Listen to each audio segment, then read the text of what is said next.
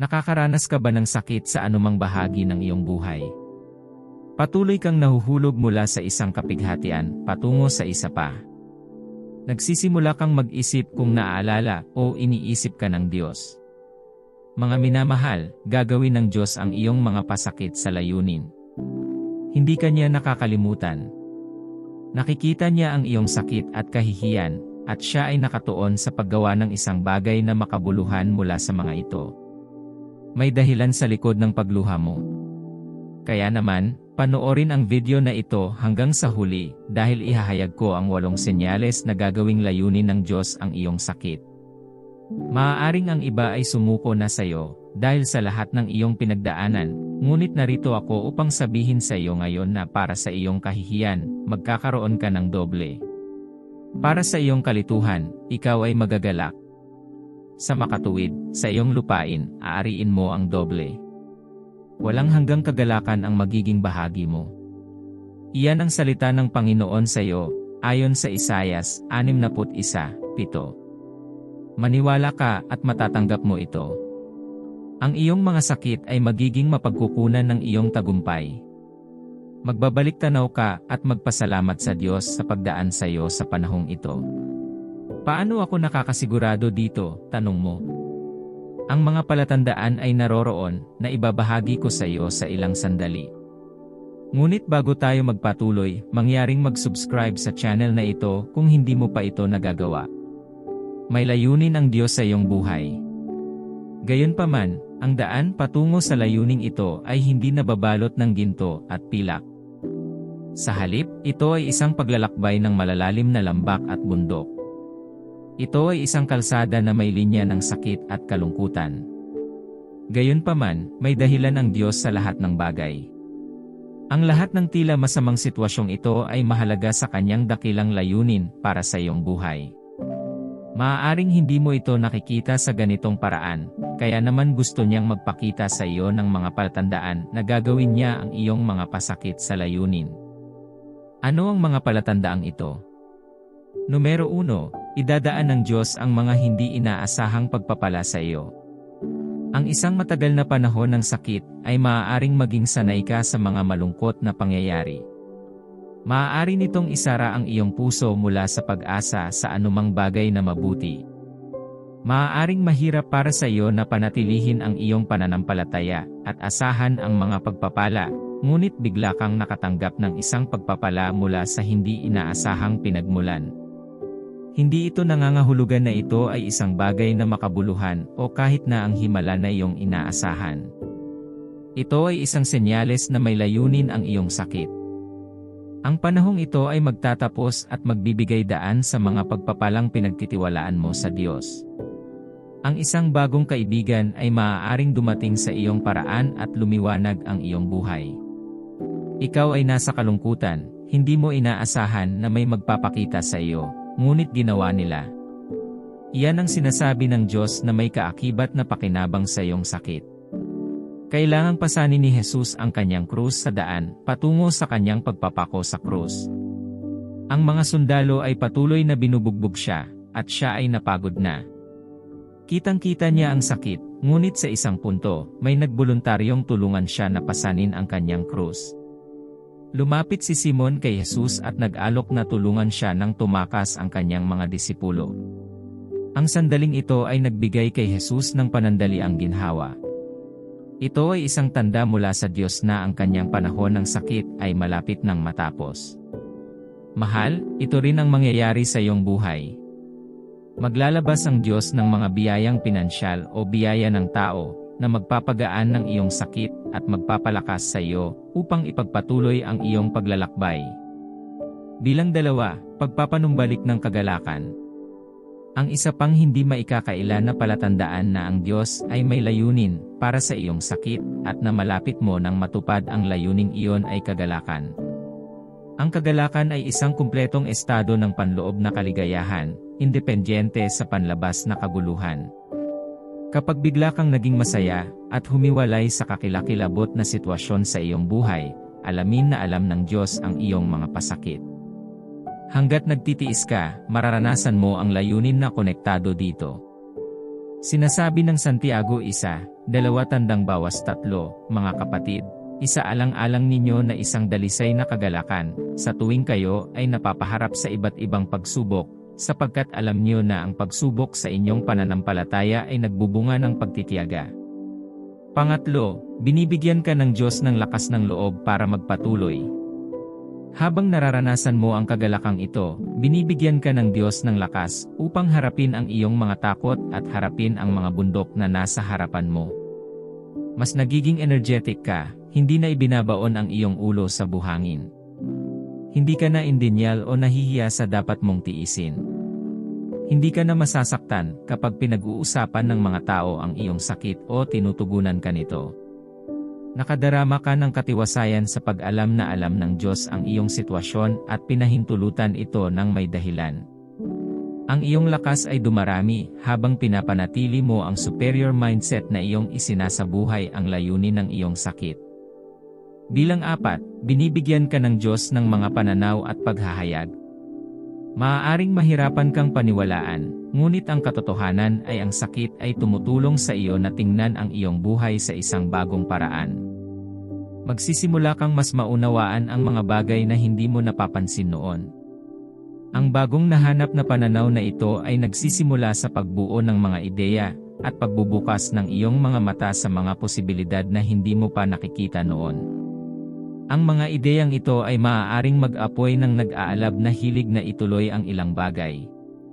Halimbawa, dumaan sa isang masakit na diborsyo at nagpupumilit na gumaling mula sa trauma, maaari kang maghanap ng isang komunidad ng mga tao na dumanas ng mga katulad na karanasan. Gayunpaman, kung ang komunidad na iyon ay hindi nag-aalok ng kung ano ang kailangan mo, maaari itong mag-udyok sa iyo na humingi ng tulong ng nakapag-iisa. Ito ay magtutulak sa iyo na pagnilayan ang iyong sarili. Sa ganoong paraan, maaari kang matisod sa mga epektibong diskarte upang matulungan ang iyong paggaling. Gagamitin ng Diyos ang iyong sakit para magsimula ng isang magandang bagay sa iyong buhay. Sinasabi sa Isaias 66:8, sino ang nakarinig ng mga bagay na tulad nito? Sino ang nakakita ng mga bagay na tulad nito? Maaari bang ipanganak ang isang bansa sa isang araw o ang isang bansa ay ipanganak sa isang sandali? Ngunit ang Siyon ay hindi nagdadala sa kanya kaysa sa kanya. Ipinanganak ang kanyang mga anak. Nauuna ang paggawa sa pagpapala ng mga bata.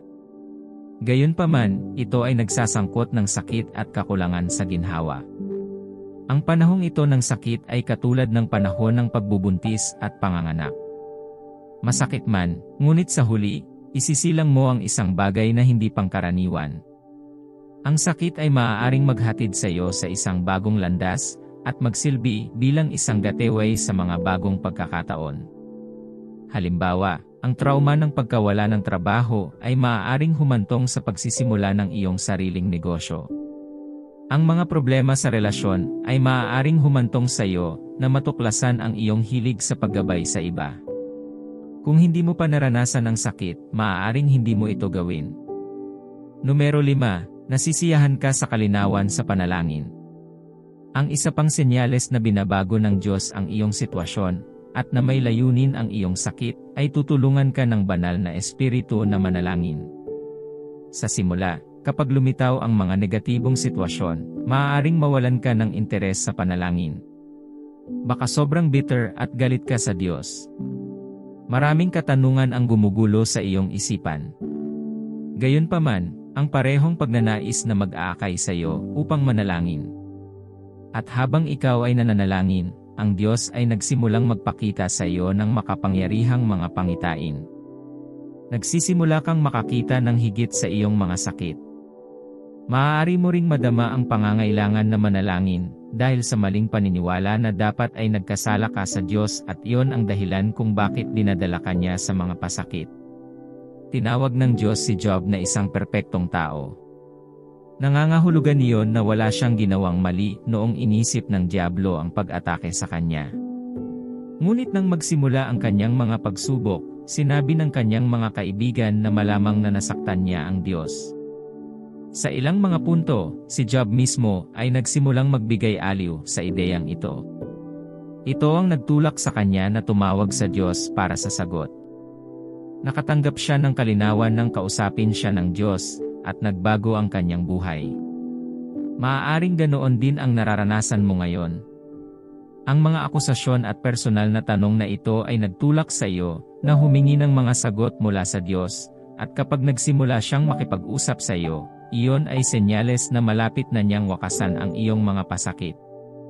Numero 6, nagsisimula kang makatanggap ng mga kumpirmasyon mula sa mga banal na kasulatan. Ang salita ng Diyos ay nananatiling isa sa mga paraan ng pakikipag-usap niya sa kanyang mga anak. Sa makatuwid, huwag tumalikod sa banal na kasulatan kapag dumaranas ng panahon ng sakit. Huwag mawalan ng tiwala dito. Ang paggawa niyan ay nangangahulugan lamang na hinarangan mo ang iyong mga tainga sa kanyang tinig.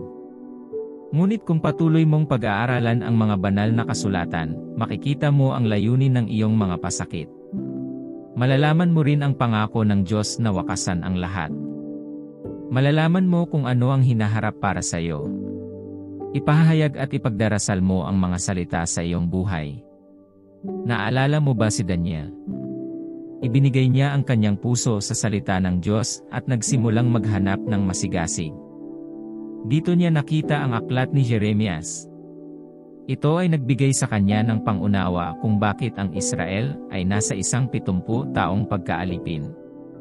Ngunit hindi lang iyon. Natuklasan niya na oras na para sa kanilang pagpapalaya. Ito ang nagtulak sa kanya na manalangin, at sumagot ang Diyos.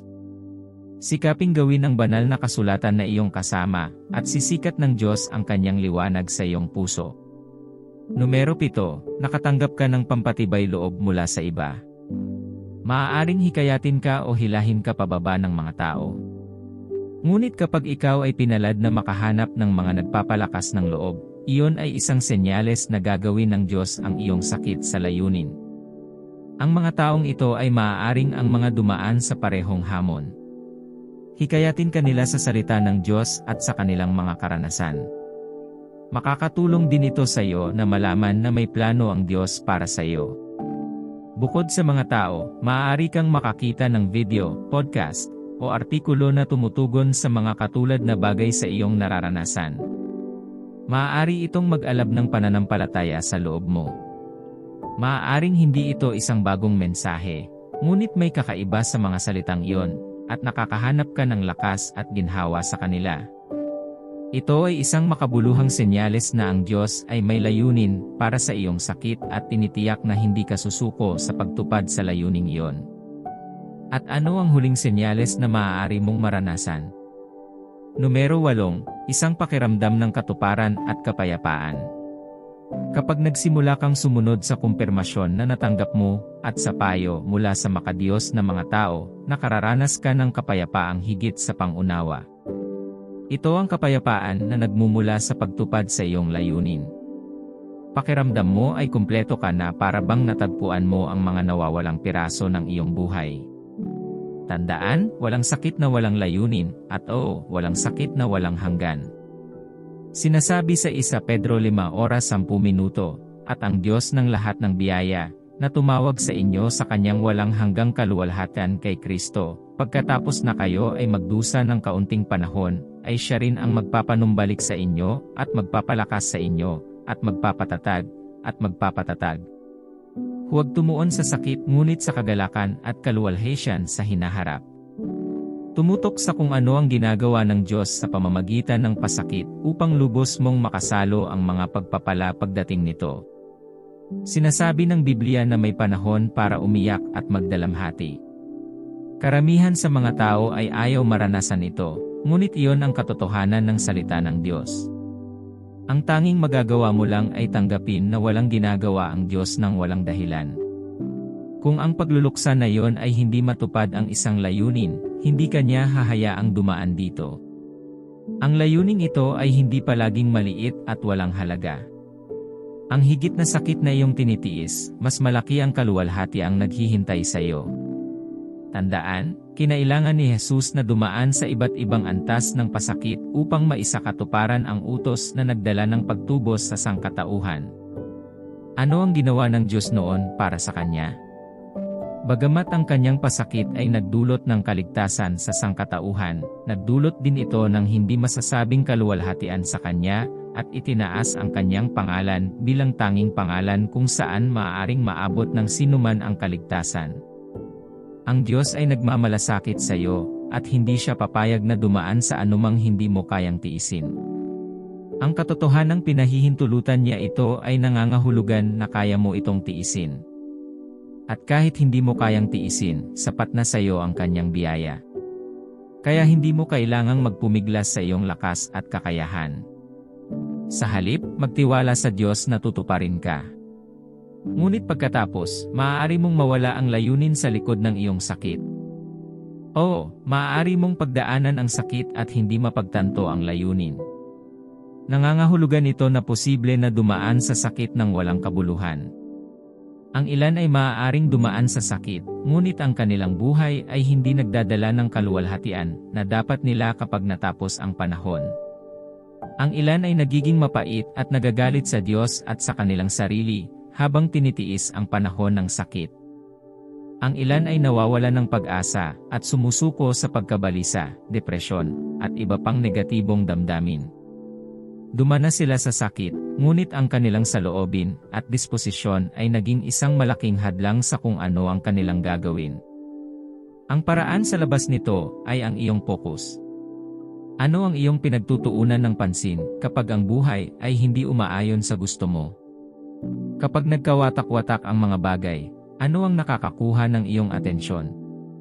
Nasaan ang iyong pagtutuon ng pansin kapag pakiramdam mo ay sira at nabibigatan ka sa lahat ng dapat mong pasanin? Naiisip mo ba ang sakit? Patuloy ka bang tumitingin sa nakaraan, walang katapusang nagnanais na maging iba ang mga bagay? Sinisisi mo ba ang iyong sarili, Diyos, at lahat ng tao sa paligid mo sa nangyari? Sinasabi ng Biblia na si Jesus ay hindi nakatuon sa sakit na tiniis niya sa buong kanyang ministeryo sa lupa. Kahit na humarap siya sa kamatayan, hindi siya sumuko. Sa halip, nakatuon siya sa kaluwalhatian sa hinaharap. Inaasahan niya ang kagalakang naghihintay sa kanya, at ang pag-iisip na iyon ay nakatulong sa kanya na mapanatili ang tamang saloobin sa gitna ng sakit. Gayun din, ang mga tao ay madalas na nagsasabi ng mga negatibong salita sa Diyos, sa kanilang sarili, at sa mga nakapaligid sa kanila dahil sa kanilang sakit. Sa pamamagitan ng kanilang mga salita, hindi nila namamalayang sinusumpa ang kanilang sarili at nagbitiw sa kapalaran. Ang mga negatibong ugali na ito ay maaaring makahadlang sa iyong pagtanggap ng mga pagpapala na inihanda ng Diyos para sa iyo. Nang mabalitaan ng asawa ni Pinehas na namatay ang kanyang asawa at biyenan, agad siyang nanganak. Nang ipanganak niya ang bata, pinangalanan niya itong Ichabod, na ang ibig sabihin ay nawala na ang kaluwalhatian. Ngunit kung iisipin, nawala na ba ang kaluwalhatian sa buhay ng bata? Oo, namatay ang kanyang ama, at nawala ng priesthood ang kanyang sambahayan. Gayunpaman, nangangahulugan ba ito na ang bata ay hindi maaaring makipagbuno sa Diyos tulad ni Jacob, at makuha muli ang nawala sa kanyang mga ninuno? Posible, ngunit pinigilan ng kanyang ina ang lahat ng iyon sa mga salita sa kanyang bibig. Kung hindi niya binigkas ang isang sumpa sa bata, maaari itong maging matagumpay. Sinasabi ng isang tanyag na kasabihan, hindi tungkol sa kung ano ang mangyayari sa iyo, ngunit kung ano ang iyong reaksyon dito ang tumutukoy kung ano ang mangyayari sa iyo. Kapag nakakaranas ka ng sakit, ang pagpapanatili ng tamang saloobin ay mahalaga sa pagtupad sa layunin ng Diyos.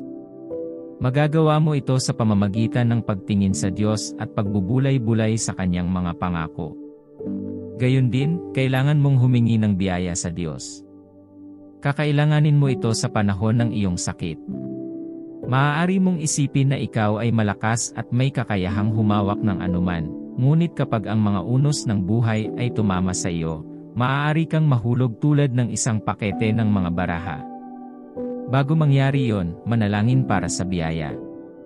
Umasa ng buo sa tulong ng Diyos at hayaan siya na tulungan ka. Sinasabi ng Biblia na kung ikaw ay nanghihina sa mga araw ng kahirapan, ang iyong lakas ay maliit. Buuin ang iyong lakas bago dumating ang kahirapan. Kapag ito ay dumating sa wakas, humingi sa Diyos ng lakas at biyaya upang magpatuloy. Kapag humingi ka, tiyak na ibibigay niya. Kapag natapos na ang iyong sakit, ang iyong buhay ay magniningning ng kanyang kaluwalhatian at kagandahan. Minamahal, nariyan ang iyong sakit upang ihanda ka sa darating na kaluwalhatian. Ito ay para itaas ka sa susunod na antas, para bigyan ka ng mas magandang pananaw sa buhay, at gawin kang channel ng pagpapala para sa iba. Ito ay para sa iyo na maging isang tanglaw ng liwanag sa iyong paligid at isang testamento na walang magagawa ang Diyos. Tandaan ang taong ipinanganak na bulag, na nakatagpo ni Jesus at ng kanyang mga alagad. Ang lalaking ito ay lumaki na at namuhay sa kadiliman. Malamang na maraming beses na siyang nabangga at nagtamo ng maraming pinsala. Dahil sa kanyang kalagayan, siya ay itinuring pa nga bilang isang makasalanan o anak ng isang makasalanan, na sumasalamin sa mga tanong ng mga alagad nang makita nila siya. Marahil ay tiniis niya ang stigmatization at marami pang kahirapan. Sa mga taong iyon, ang tanong na maaaring nasa isip niya ay, bakit nangyayari sa akin ito? Maaaring ito ang parehong tanong noong natanggap mo ang ulat ng doktor na iyon o nawalan ka ng trabaho, bahay, o anak. Narito ang sagot ni Jesus sa lalaki na angkop sa iyo. Sa Juan 3:3, sinabi ni Jesus, hindi ang taong ito o ang kanyang mga magulang ay nagkasala, ngunit nangyari ito upang ang mga gawa ng Diyos ay maipakita sa kanya. Kaya huwag sumuko sa Diyos. Huwag hayaang manalo ang sakit. Patuloy na magtiwala sa Diyos at hayaan siya na ipakita ang kanyang mga gawa sa iyo. Magdasal tayo. Ama, kahit hindi ko gusto ang sakit, hirap, at kahirapan, alam kong nandyan sila bilang refleksyon ng iyong pagmamahal sa akin. Sinasabi ng Biblia na ikaw ay may mga plano para sa akin na umunlad at hindi saktan ako, upang bigyan ako ng pag-asa at kinabukasan. Sinasabi rin ito na ang lahat ng bagay ay magtutulungan para sa aking ikabubuti. Naniniwala ako sa iyong salita. Naniniwala ako na may layunin ang sakit na ito. Alam kong hindi ako magdurusa ng walang kabuluhan. Ang sakit ay upang pinuhin at isulong ako patungo sa aking propetikong tadhana. Nagdarasal ako para sa biyaya sa sandaling ito, Panginoon. Hindi ko nais na sayangin ang aking sakit, tumuon lamang dito, o magkaroon ng maling saloobin na hahadlang sa akin na matamasa ang kaluwalhatian na darating. Tulungan akong mapanatili ang tamang pananaw at saloobin sa buong pagsubok na ito. Linisin ang aking puso mula sa lahat ng mga negatibong pattern ng pag-iisip. Tanggalin mo ang takot, galit, at pait sa puso ko. Sinasaway ko ang bawat negatibong boses na nagsasalita ng mga nakakapinsalang bagay sa aking isipan. Alam kong mahal mo ako, Panginoon. Naniniwala ako sa iyong pag-ibig, at tinatanggihan ko ang kasinungalingan na nagdurusa ako dahil sa kasalanan. Naiintindihan ko na ang sakit na ito ay nagsisilbing isang banal na layunin, at hindi isang parusa para sa akin. Nanalangin ako para sa awa para sa lahat ng mga negatibong salita na sinabi ko sa aking sarili dahil sa presyon ng sakit. Dalangin ko na hugasan ng iyong dugo ang mga epekto ng mga salitang ito. Itinakda ko ang aking pagtuon sa kung ano ang iyong ginagawa sa aking buhay, Panginoon. Tulungan mo akong maging sensitibo sa lahat ng mga palatandaan na iyong ipinapakita sa akin, upang hindi ko makaligtaan ang mga aksyon na kailangan kong gawin upang ang aking buhay ay umayon sa iyong kalooban. Panginoon, hayaang ipakita ng aking buhay ang iyong mga gawa. Gawin itong tanda at kababalaghan. Naway ang aking kwento ay maging mapagkukunan ng lakas ng loob sa iba sa kanilang mga panahon ng pasakit. Ama, kapag naabot ko na ang panahon ng kagalakan at kaluwalhatian, tulungan mo akong hindi ka makalimot. Palaging ipaalala sa akin ang iyong katapatan bilang aking katulong at ang tagapag-angat ng aking ulo. Salamat, mahal na Ama, sa pagdinig sa aking mga panalangin. Idinadalangin ko ang lahat ng mga bagay na ito sa pangalan ni Jesus. Amen. Kung nabiyayaan ka ng mensaheng ito, pindutin ang like button. Para sa higit pang mga mensaheng puno ng Espiritu, tandaan na mag-subscribe sa channel na ito. See you sa susunod na video. Pagpalain ka ng Diyos.